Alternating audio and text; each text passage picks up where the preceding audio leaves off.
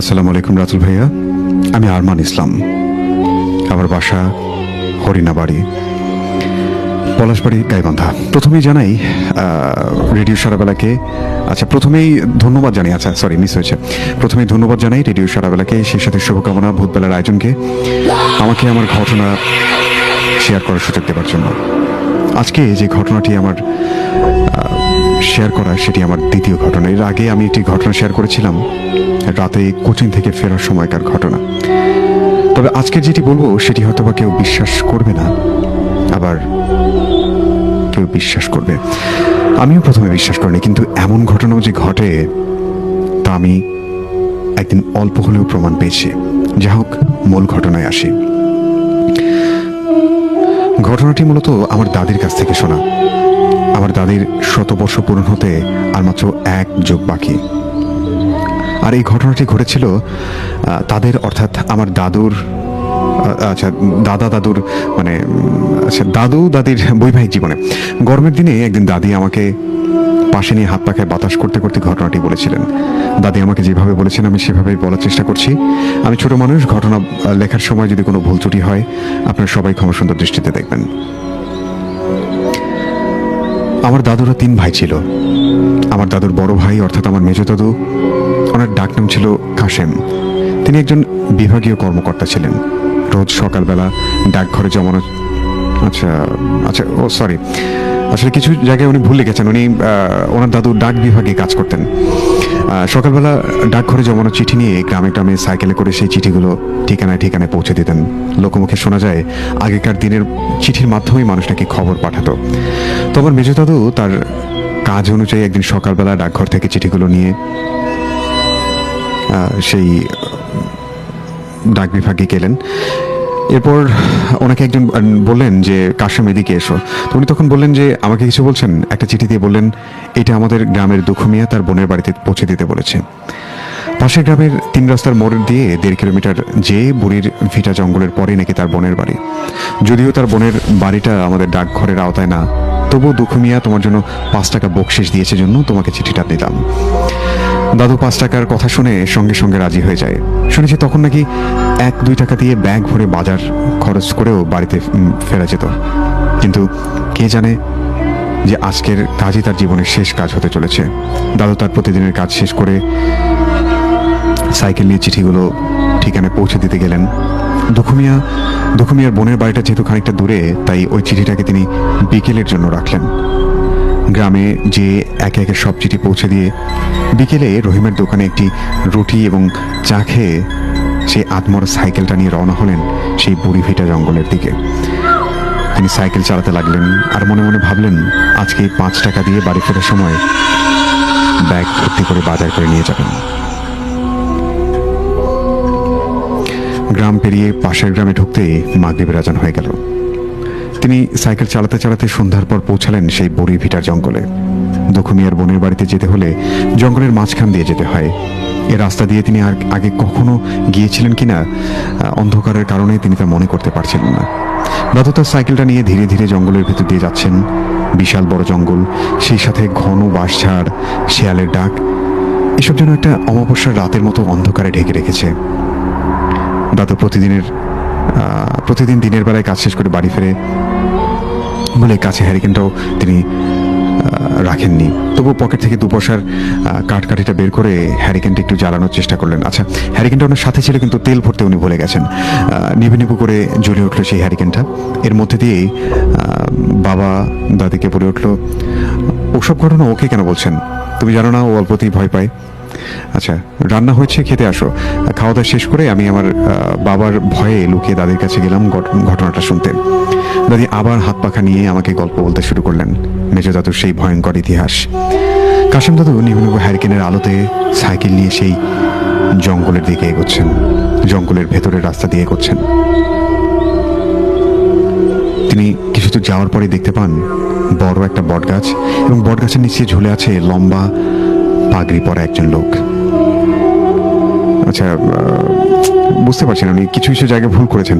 বটগাছের নিচে ঝুলেছে লম্বা লম্বা কিছু, এখানে সম্ভবত পাখির কথা বলেছেন, যে বটগাছের যে লম্বা যে লেজগুলো, শিকড়গুলো যেগুলো ঝুলে পড়ে, তার নিচে লতা, রাইট, তার নিচে থাকা একটা বিড়াল না কুকুর তিনি ঠিক বুঝতে পারলেন না। আসলে এত বড় কুকুরের মতো দেখতে বিড়াল এর আগে তিনি কখনোই দেখেননি। প্রাণীটা দেখতে একটু অন্যরকমই ছিল, একঘেয়ে, মানে এক দৃষ্টিতে দাদুর দিকে তাকিয়ে আছে।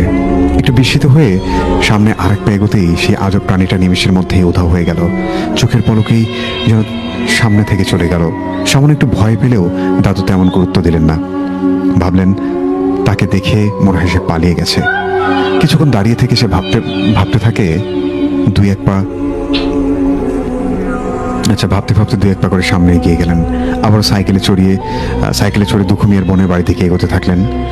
সাইকেলের দু এক প্যাডেল ঘোরাতেই দাদুর চোখে পড়লো একটা কবর, আর চোখে পড়লো কবরের উপর শুয়ে থাকে সেই হঠাৎ উধাও হয়ে যাওয়া বিড়াল না কুকুরটি। আবারও তিনি বুঝতে পারলেন না যে এটা কোন ধরনের প্রাণী। অনেক লম্বা।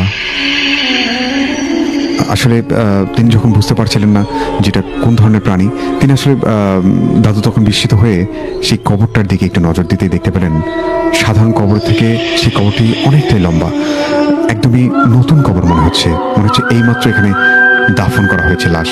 কিন্তু আশেপাশে তো কেউ নেই, রাতের বেলা এই নির্জন জঙ্গলে। এসব কথা ভাবতে ভাবতেই আচমকা একটা বাতাস সবকিছুকে যেন ভেঙে চুরে চুরমার করে দিচ্ছে। কালবৈশাখী ঝড়ের মতো আশপাশ থেকে গাছপালাগুলো এদিকে ওদিকে দুলছে। সে সাথে নিভে গেল হ্যারিকেনের জ্বলতে থাকা শেষ আলোটুকুও। যদিও এতক্ষণে সবকিছু আবছা আবছা দেখা যাচ্ছিল, কিন্তু সেটুকু আর থাকছে না।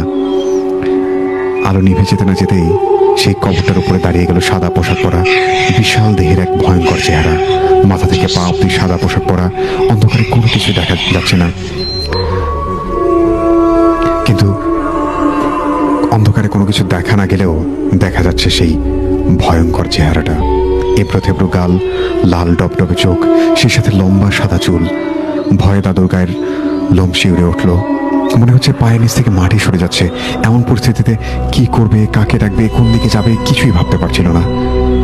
কোনো কিছুর দিকে না তাকিয়ে দাদু সাইকেলটার চিঠির ব্যাগটা পেছনে ফেলে পিছন ফিরে শরীরের সমস্ত শক্তি দিয়ে দৌড় দেয় সেই 3 রাস্তার মোড়ের দিকে। দৌড়াতে দৌড়াতে চোখের সামনে ভেসে উঠছে সেই বিভৎস চেহারাখানি।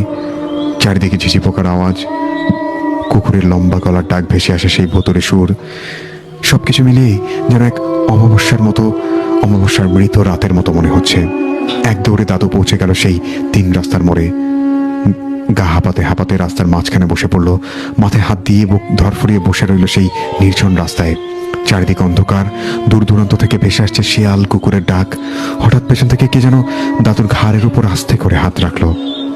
ভয়ে তার গা ঝিম হয়ে যায়। ভয়ের চোখটা কিছুটা পেছনের দিকে নিতেই দেখতে পেলেন পাকা চুল, বয়স্ক একটা বুড়িকে দেখে দাদু কিছুটা সাহস পেলেও সেই ভয়টা যেন তাকে এখনো তাড়িয়ে বেড়াচ্ছে। বুড়িকে দেখে মনে হচ্ছিল তার বয়স 100 হতে আর বাকি নেই। সাদা চুল দিয়ে বুড়ির মুখটা একেবারে ঢেকে গেছে।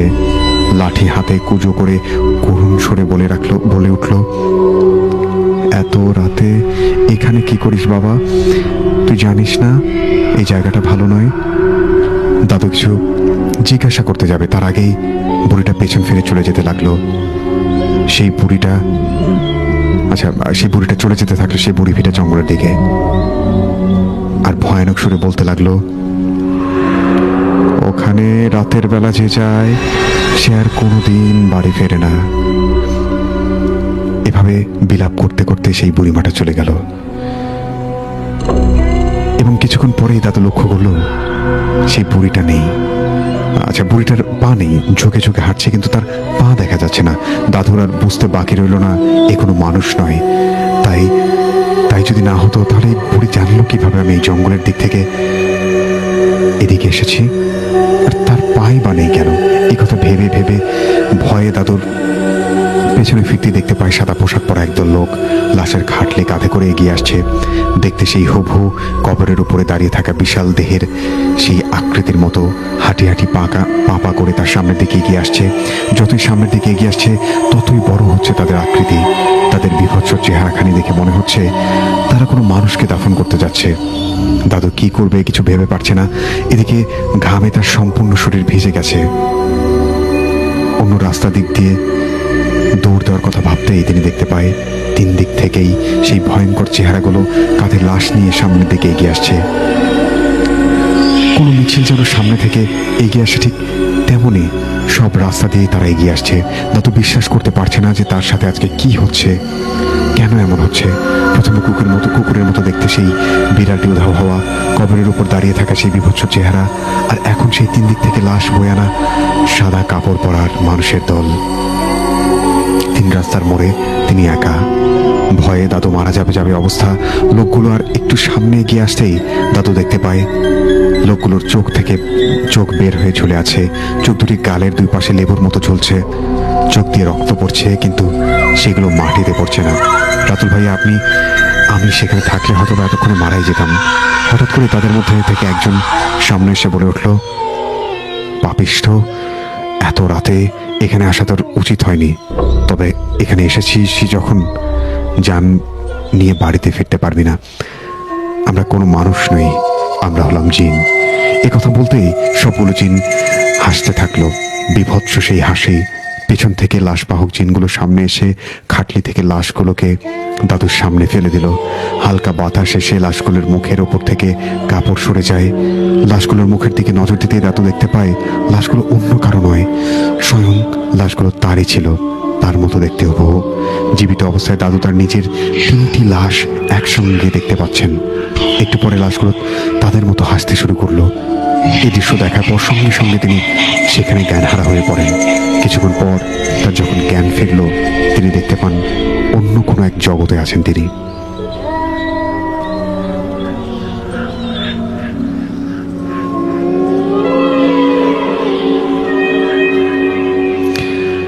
দাদুর জ্ঞান ফেরার পর অবাক হয়ে চারিদিকে তিনি ঘুরে ঘুরে দেখলেন আমাদের পৃথিবীতে যেমন আলো বাতাস, ঠিক তেমনি এখানেও একই রকম হওয়া সত্ত্বেও মনে হচ্ছে সবকিছু যেন কল্পনার জগতের মতো। মানুষ কল্পনার জগতে গেলে যেমন বাস্তবহীন কতগুলো চিত্র দেখতে পায়, ঠিক একই রকম।